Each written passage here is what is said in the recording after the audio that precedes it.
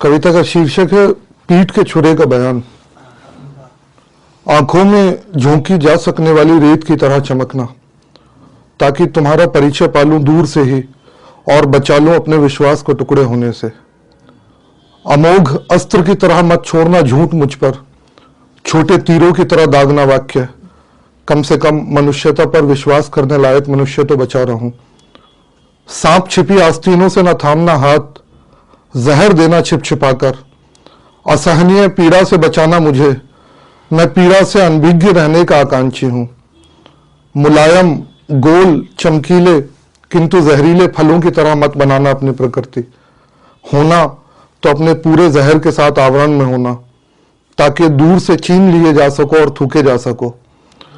कुटिल लोमड़ों की शिष्यता ना अपनाना, एक तीर से दो निशाने या और कंधे बंदूक के मुहावरों के जीवन प्रयोग न करना। हिम्मत जुटाना कि सामने आ सको और कलेजा छेद सको।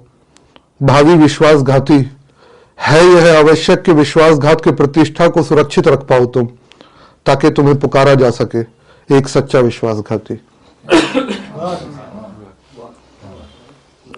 एक लंबी कविता है, बस कविता का शीर्षक है अब्बास गायब है। किसी लोकतांत्रिक देश में एक व्यक्ति का गायब हो जाना कोई बड़ी घटना नहीं है।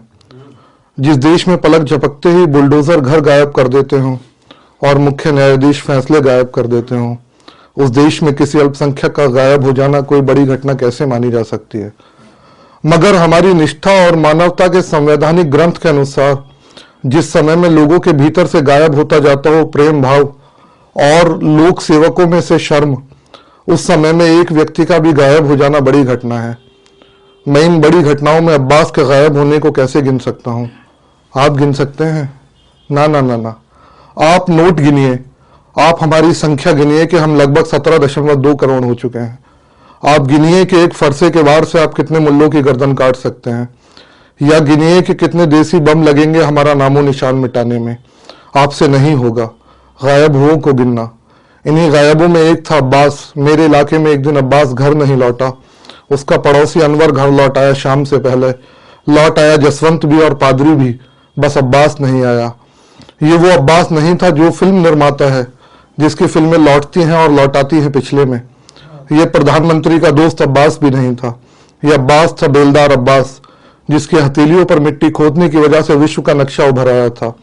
जिसके पास एक साइकिल थी टूटे कैरियर वाली, जो टूटा कैरियर उसके बच्चों का पूरा कैरियर खा चुका था, और तपेदिक उसकी बीवी को लगभग खाने ही वाला था।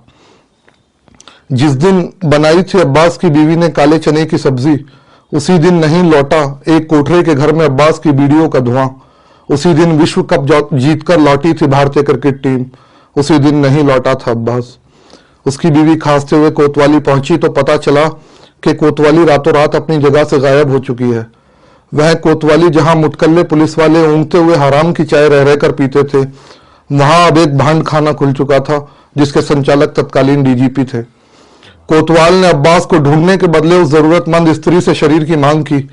कोतवाल की जरूरत पूरी कर अब्बास की बीवी लौट आई, तब भी अब्बास नहीं लौटा। जबकि इसी देश में लौट रही थी इच्छा मृत्यु की याचिकाएं, फांसी माफ कर देने की गुजा। मैं इस कहानी को अधूरा छोड़ता हूं, जबकि मैं बता सकता था कि अब्बास की बीवी के साथ आगे क्या क्या हुआ और किस किस ने क्या क्या किया। मैं बता सकता हूं कि मुल्ला, इमाम, अमीर, विधायक, सांसद, मुख्यमंत्री, जिला अल्पसंख्यक कल्याण अधिकारी, जिलाधिकारी, अल्पसंख्यक आयोग, प्रधानमंत्री, राष्ट्रपति, एसीपी, डीसीपी, डीजीपी, अल्पसंख्यक कल्याण मंत्रालय, अहले सुन्नत वल जमात, all India Ulama wa Mashaikh board, Jamiat Ulema Hind, all India Shia board, Rashtriya Ulema council, all India Muslim personal law board, Jamaat Islami, Ashraf Ekta Samiti और तबलीगी जमात के कारकुनान, इन सब ने क्या क्या किया और क्या क्या कर सकते थे। मैं यह भी लिख सकता हूं कि अब्बास की बीवी ने इस सब के बीच अपना मानसिक संतुलन खो दिया। मगर इस दारुण कथा का इतना अंत ही आपके द्वारा सुना जाना जरूरी है कि आज 5 बरस हो चुके हैं और अब्बास नहीं लौटा है। यहाँ आपके लिए केवल इतना जानना जरूरी है कि अब्बास मेरा बाप था। मेरा बाप था। 2 बार सुनिए यह वाक्य और पहचानिए कि मैं कौन हूं। कौन था अब्बास? मैं कह भी दूं कि अब्बास इस दुनिया के तमाम सताए गयों का बाप था। अब्बास केवल मेरा बाप नहीं था।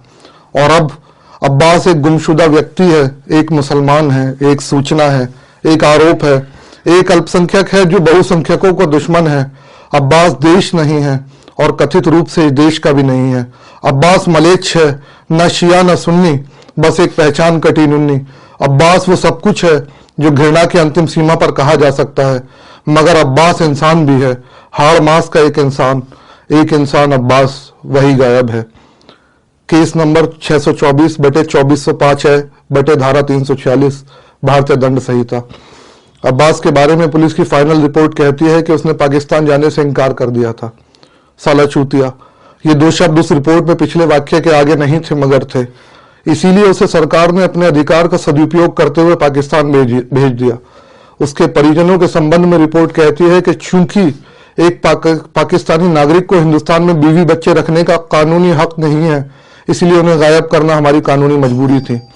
उसकी पागल पत्नी को रेल पटरी पर बांधने में हमें बड़ी मशक्कत करनी पड़ी।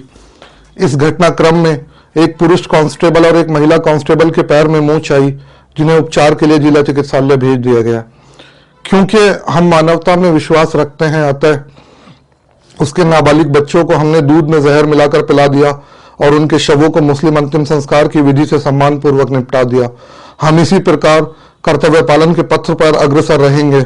हम भारतीय कानून व संविधान के प्रति अपनी सच्ची निष्ठा व्यक्त करते हैं। संविधान की जय हो, जय हिंद।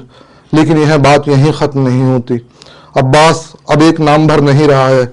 वह केवल एक फाइनल रिपोर्ट में नहीं आ सकता था, तो वह सड़कों पर निकल आया है। संक्षेप में अब अब्बास एक देशव्यापी आवाज बनकर उभर चुका है और उसका गायब होना इसी देश में एक आंदोलन बन चुका है। गायब अब्बास की याद में हर बरस मातम होता है और लोग काले कपड़े पहने हुए खुद को दुत्कारते हैं, सामूहिक स्वर में कहते हुए, हाय अब्बास अलमदार, मिस्कीनों के अलमबरदार। मगर अब्बास नहीं लौटते, ना अब्बास इब्ने अली और ना वो जो अब्बास मेरा बाप है। दोनों अब्बास सैकड़ों करबलाओं के बाद भी घर नहीं लौटे। बहुत शुक्रिया।